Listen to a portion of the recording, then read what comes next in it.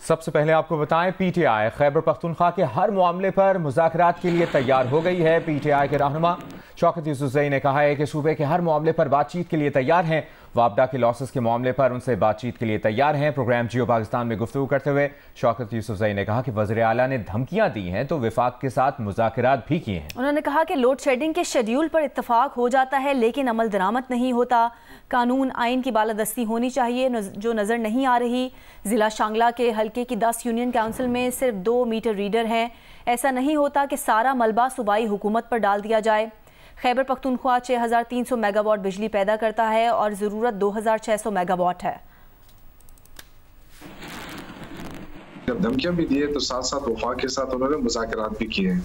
बिजली के हवाले से कितनी दफ़ा हमारे क़यादत बैठी है उनके साथ और एग्री हो जाते हैं, शेड्यूल अनाउंस हो जाता है कि जी ये शेड्यूल होगा, उस शेड्यूल पे अमल दरामद ही नहीं हो रहा है। इस मुल्क के अंदर कानून आइन की बालादस्ती होनी चाहिए जो नज़र नहीं आ रही है। एक चीज़ CCI से अप्रूव्ड चीज़ें हैं वो उस पर अमल दरामद नहीं हो रहा, तो ये गलती कहाँ से होती है? आप मुझे बताएं, अगर आप मीटर रीडर नहीं रखेगा वापडा वाला तो क्या मीटर रीडर हम रखें उनके लिए?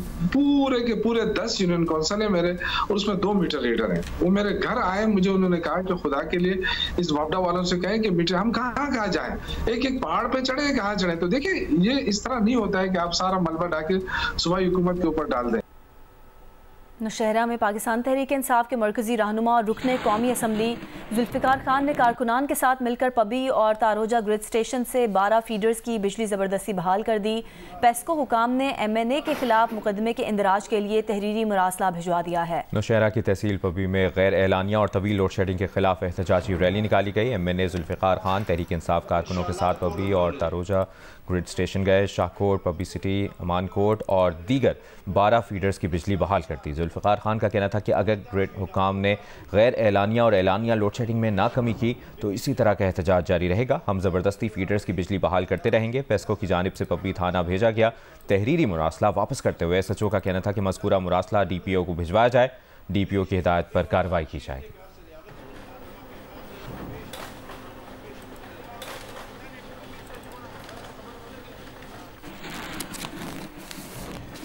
वज़ीर आला खैबर पख्तूनख्वा अली अमीन गंडापुर की जानिब से सूबे भर में लोड शेडिंग का दौरानिया 12 घंटे से तजावुज़ ना करने के ऐलान पर अमल दरामद ना हो सका। डेरा इस्माइल खान, करक, कबायली अजला समेत छोटे शहरों में पुराने शेड्यूल के मुताबिक ही कहीं 15 तो कहीं 20 घंटों की लोड शेडिंग जारी है। बिजली सप्लाई करने वाले हुकाम कहते हैं कि अभी नया शेड्यूल मौसूल नहीं हुआ, इसलिए पुराने शेड्यूल पर ही अमल दरामद हो रहा है। DI खान के मुख्तलिफ फीडर्स पर 8 घंटों से 18 घंटों तक की लोड शेडिंग जारी है। सब स्टेशन ऑफिसर ने जियो न्यूज़ को बताया कि नया शेड्यूल आया तो फौरी अमल दरामद होगा।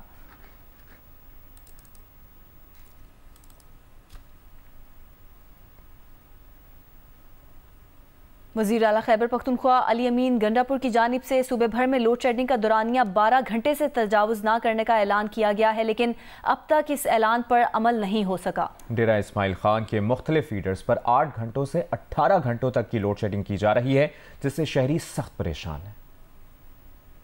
लोड शेडिंग में कोई खास फर्क नहीं महसूस हुआ और कोई खास कमी नहीं आई। 2 घंटे के बाद 1 घंटा बिजली जाती है, आजकल घंटे के घंटा बाद जाती है। मैं अली अमीर से ये गुजारिश करूँगा मल्ला किप्सा सिटी में 2 घंटे बाद घंटा जाना चाहिए। बिल्कुल जो है ना सिस्टम वही तो वही है, बिजली उसी तरह काम किया है, हालांकि उससे भी ज्यादा लोड शेडिंग हो रही है। सिटी के इलाके में कुछ फर्क और जहाँ तक जातों का ताल्लुक है ना वहाँ पर कोई पहले 2 घंटे जाती थी, 1 घंटा आती थी। अभी अली अमीन जब तक इधर है तो बिजली सही है, फिर अली अमीन चला जाएगा तो फिर 2 घंटे 3 घंटे बिजली नहीं होती। ऐलानात की हद तक की बात है।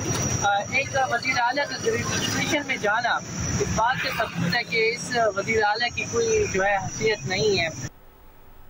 वफाकी वज़ीर तवानाई उवैस लगारी ने वफाकी वज़ीर दाखिला मोहसिन नकवी को ख़त लिखकर खैबर पख्तूनख्वा में ग्रिड स्टेशन पर पेश आने वाले वाक़यात पर मदद मांग ली है। ख़त में कहा गया कि खैबर पख्तूनख्वा में ज़िम्मेदार शख्सियात ग्रिड स्टेशन के अहाते में मुजाहिरों की क़यादत कर रही हैं। ऐसे वाक़यात बिजली बंदिश पर मर्दान, चरसद्दा, टांग, बन्नू और पेशावर में पेश आ रहे हैं। बताया गया कि CEO पेस्को की तरफ से भेजी गई एक रिपोर्ट शेयर की जा रही है, जिसके मुताबिक सूबाई अरकान असम्बली और दीगर ने ग्रिड स्टेशन अमले को बिजली बहाली से मुतालिक गैर कानूनी अहकाम दिए। इन फीडर्स पर बहुत नुकसानात और बिजली चोरी होती है। ये सूरत हाल ग्रिड स्टेशन के और अमले की हिफाजत के लिए खतरे का बायस है। पुलिस जिम्मेदारों के खिलाफ FIR का इंदराज नहीं कर रही। इससे कानून को हाथ में लेने के लिए दीगर अजला के अवाम की हौसला अफजाई की जा रही है। कानून नाफिज करने वाले इदारों को ग्रिड्स पर सख्त सिक्योरिटी फराहम करने की हिदायत की जाए। गैर मुतल्लिका अफराद को ग्रिड्स में दाखिल होने से रोका जाए। अवैस लगारी ने खत में मुतालबा किया कि पेस्को अथॉरिटी ग्रिड स्टेशन में जबरदस्ती घुसने वाले अफराद पर मुकदमे दर्ज करे।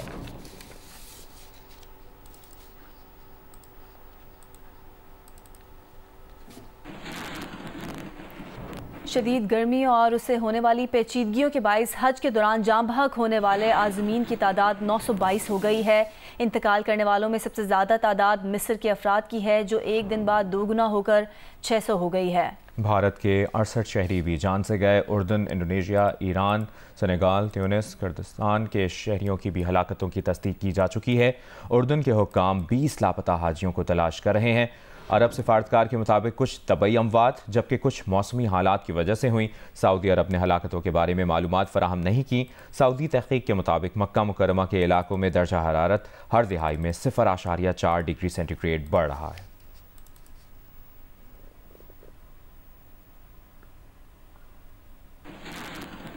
भारतीय दारकूमत नई दिल्ली में शदीद गर्मी के बायस 48 घंटों में अमवात की तादाद 52 हो गई। मरने वालों में अक्सरियत बेघर और गरीब लोगों की है। भारतीय हुक्काम के मुताबिक 11 से 19 जून के दौरान हीट वेव से नई दिल्ली में 192 बेघर अफराद हलाक हो चुके हैं। भारत में रवां मौसम गर्मा में हीट स्ट्रोक के 40,000 से ज़्यादा केस रिपोर्ट हुए। दिल्ली में बूंदाबांदी के बाद गर्मी की शिदत में कुछ कमी आई है, लेकिन महकमा मौसमियात ने भारत में रवां माह भी दर्जा हरारत मामूल से ज़्यादा रहने का इम्कान जाहिर किया है।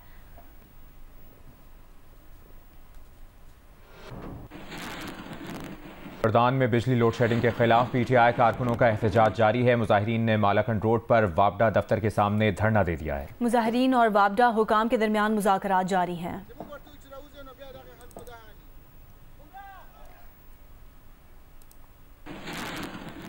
वज़ीर आला पंजाब मरीम नवाज की हिदायत पर डिप्टी कमिश्नर्स, पुलिस और रोड ट्रांसपोर्ट अथॉरिटी ने सूबे भर में जायद किराए वसूल करने वाले ट्रांसपोर्टर्स के खिलाफ ग्रैंड ऑपरेशन किया। इस दौरान जायद किराए वसूल करने वाले ट्रांसपोर्टर्स को 27,84,500 रुपये जुर्माना और जायद वसूल किए गए। 14,67,921 रुपये सवारियों को वापस दिए गए। तर्जुमान पंजाब हुकूमत के मुताबिक ये कार्रवाइयाँ पंजाब के मुख्तलिफ अजला में की गईं। ग्रैंड ऑपरेशन के पहले दिन 3,220 गाड़ियों के किराए चेक किए गए।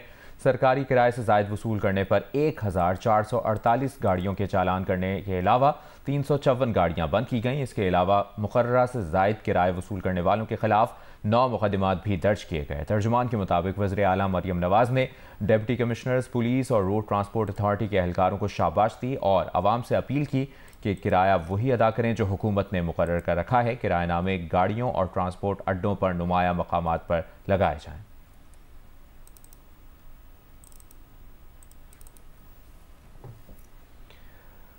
वज़ीर आला सिंध मुराद अली शाह ने कराची में सेंट्रल पुलिस ऑफिस में सिंध सर्विलेंस सिस्टम और पुलिस हेल्थ कार्ड का इफ्तिताह कर दिया। वज़ीर आला सिंध ने कहा है कि इससे सूबे में दाखिली और खारजी रास्तों की मौसर निगरानी हो सकेगी। सेफ सिटी का नफाज हिफाजती इकदाम को बगैर किसी रुकावट यकीनी बनाना है। बहुत लोगों को शौक है अपनी गाड़ी पे जाली नंबर प्लेट लगा दी, कोई गवर्नमेंट की नंबर प्लेट लगा दी, किसी ने पुलिस की नंबर प्लेट लगा दी, वो खुलेआम घूमते हैं। अब वो नहीं चलेगा, इसलिए कि ये सिस्टम डेमोन्स्ट्रेट करके दिखा दें। अगर किसी भी टोल प्लाजा से आप गुजरेंगे और इंशाल्लाह ताला नेक्स्ट स्टेज में जैसे मैंने कहा कि ये मेजर इंटरसेक्शंस पे होगा, अगर आपकी गाड़ी का नंबर प्लेट गलत होगा तो वो एक्साइज एंड टैक्सेशन के रिकॉर्ड से जाके उसी वक्त चेक कर सकते हैं कि भाई ये करोला नहीं, ये सुजुकी का नंबर प्लेट है, या ये काली नहीं सफ़ेद गाड़ी है जिसके नंबर प्लेट है जो आप लगा के घूम रहे हैं। सरकारी अफसरान भी ये बहुत करते हैं, अपनी प्राइवेट गाड़ी पे सरकारी नंबर प्लेट लगाई। सो आई एम वार्निंग देम कि ये पकड़े जाएंगे। वैसे भी मैं कहीं कोई देख लेता हूँ तो अभी मेरे ख्याल पिछले एक हफ्ते में 3 या 4 गाड़ियाँ तो मैंने खुद पकड़वाई हैं। ICC T20 वर्ल्ड कप के सुपर 8 मरहले में इंग्लैंड ने मेज़बान वेस्ट इंडीज़ के खिलाफ 8 विकेट से फतह हासिल कर ली। ग्रॉस आइलैंड में खेले गए मैच में West Indies opener Brendan King और जॉनसन चार्ल्स ने 40 रन का आगाज फराहम किया। ब्रेंडन किंग 23 रन बनाकर आउट हुए। जॉनसन चार्ल्स ने 38 रन बनाए। निकोलस पोरन ने 36 रन की इनिंग्स खेली। कप्तान रोमन पावल ने भी 5 छक्कों की मदद से 36 रन बनाए। स्टीफन रदरफोर्ड ने 15 गेंदों पर 28 रन बनाए।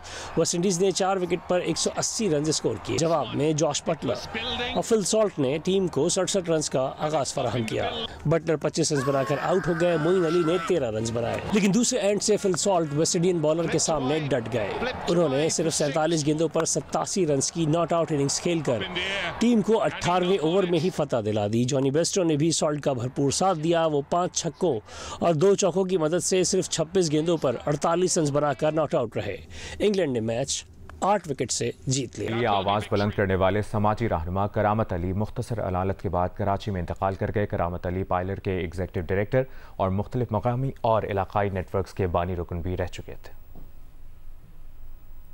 Pakistan institute of labour education and research PILER के एग्जीक्यूटिव डायरेक्टर करामत अली कराची में इंतकाल कर गए। करामत अली मजदूरों के लिए कई दहाइयों से जद्दोजहद कर रहे थे। वो मजदूरों के हुकूक के लिए बनाई गई तंजीम पायलर के बानी मेंबर होने के साथ साथ Pakistan peace coalition, Pakistan India people's forum for peace and democracy और साउथ एशिया लेबर फोरम के बानी रुकन भी थे।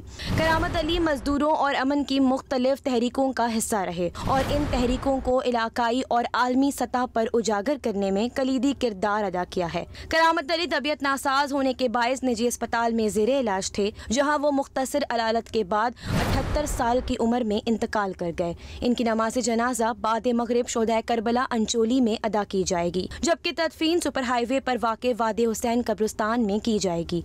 सोगवारों में 2 बेटियां और 1 बेटा शामिल है।